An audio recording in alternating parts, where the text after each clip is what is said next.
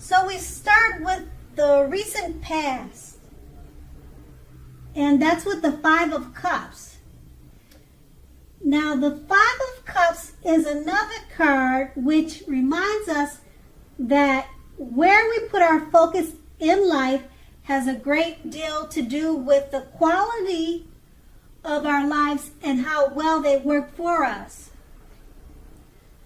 Now, what are you going to choose to focus on? The implication is extremely clear. Are you going to cry over spilt milk, or are you going to focus on the milk you still have and get on with things, or just move on with your life? The point is, watch where you focus and make sure that the focus is for your highest good. Okay, so now we have that Five of Cups. It's paired with the Strength card. Okay, so the Strength card basically lets you know that it's important now for you to make time to meditate and contemplate and spend some time alone, even if you're in a committed relationship and have a bunch of kids, okay? So, do not allow yourself to spend time in preoccupation and fear. The outward things will be going all right. They'll be going okay, all right? But what is the most paramount importance is keeping your head on straight at this time. Not only do you have the ability, but you have the responsibility. So make sure to conquer your fears, control your impulses, and never lose patience with yourself or what you're doing. Now remember, that was your recent past. Okay? And basically, what those two cards are saying is, in your recent past, you would have, or you should have, watched where you put your focus, and you were to make sure it was for the highest good, and that it was not preoccupied with fear. Okay, so now we're going to move on to the present. Now with the present, we start with the Nine of Swords. Okay, so with the Nine of Swords, you will need to guard yourself against the feelings of anxiety. Perhaps if you're feeling anxious, you want to take a good look at whether or not any of that is under your own power or control. And therefore, you could lessen it, or if other things or people in your life are contributing to anxiety, you need to find out how to lessen it, or make it, or become less anxious. So if it is the latter, take a good look at that and try to see whether or not something in the relationship can be changed to make it more workable for you. There's something about this time period that can cause people to feel like their life should be in some way more or bigger than it is. So make sure you try to take comfort and joy in the ordinary things. That's where the beauty is. And we have this card paired with the Ten of Wands. Okay, so with the Ten of Wands, you may be feeling as though you're carrying a heavy burden. You may want to look hard at this and see if there are any ways that you might lighten your load, either literally or figuratively. If you're looking carefully, you may find that part of the burden you're carrying around emotionally actually doesn't even belong to you. It belongs to someone else. So it will be important for you to pace yourself now and don't try to do too much. So with these two cards paired together, basically you want to guard yourself against feelings of anxiety. And like I said, because you may be feeling as if you're carrying a very heavy burden, just try to remember to pace yourself and try not to do too much. Okay, and that's in the present. Now we're going to move on to the challenge.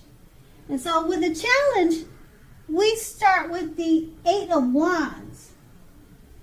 Now with the 8 of Wands, a lot of things may be up in the air for you. You may be feeling frustrated or tired of waiting. This card is a very good indicator to be patient a while longer. You may have already done all you can do, and decisions now must be made by other people. So when this card appears, nothing seems to be moving ahead. Okay, so don't try to force things, as it's likely to backfire on you.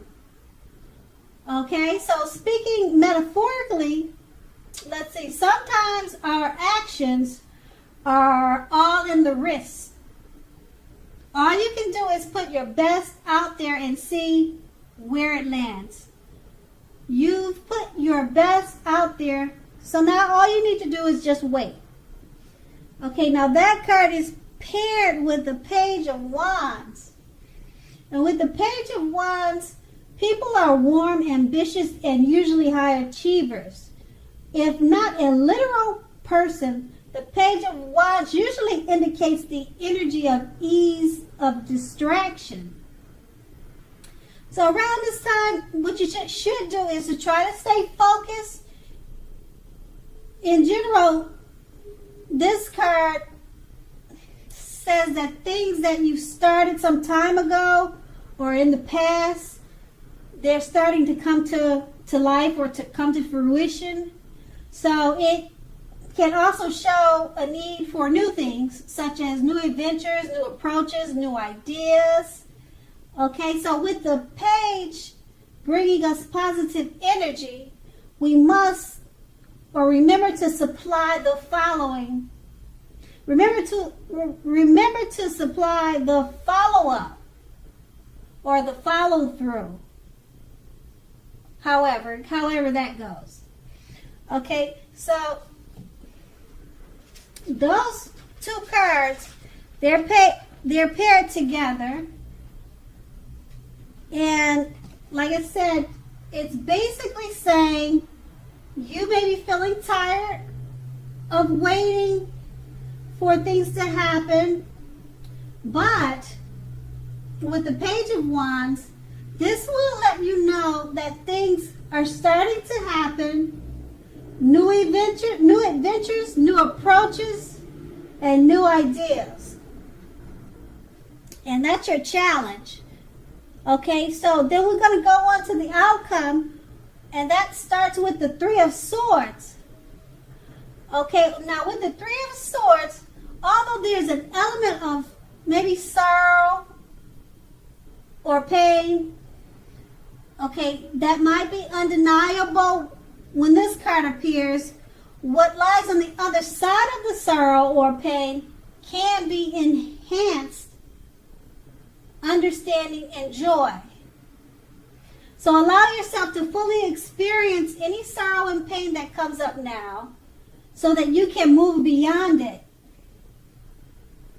Basically, with this card, it can point to very deep emotional issues that must be addressed before you can move on. So, denying pain, it doesn't make it go away any more than denying a broken leg makes it heal. So, okay, so what you need to do is to allow yourself to experience any pain that comes up now, but do not wallow in it. Okay?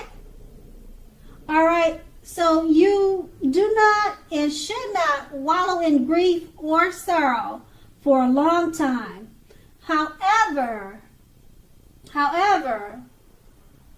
okay, only you can decide how long is long enough. Others can't do that for you. And then we have that card paired with the Hierophant.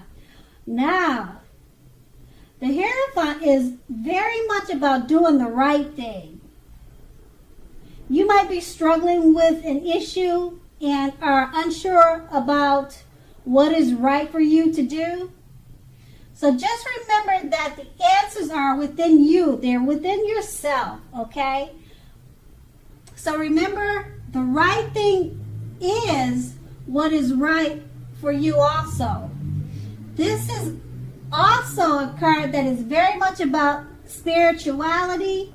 Everything from traditional religion to, let's say, earth-centered spirituality and any other type of spiritual notion that you can conceive of.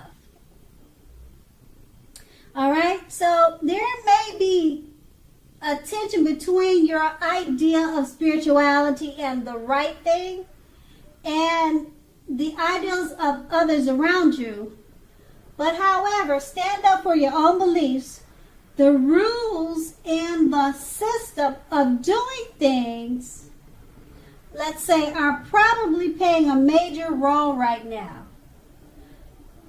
Okay, so any rituals of any sort will be helpful to you now.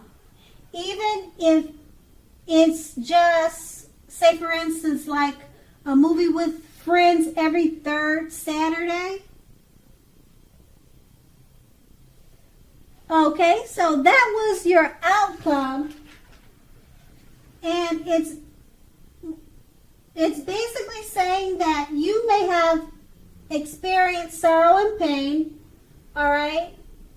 Or you may be dealing with some type of sorrow and pain, but just remember not to make your problems, don't take your problems out on others, okay? And that by doing the right thing is always the best thing, okay? So that was the outcome. All right, so I want to say thank you so much, Pisces, for watching. I hope it's a great month for you, and have a great day.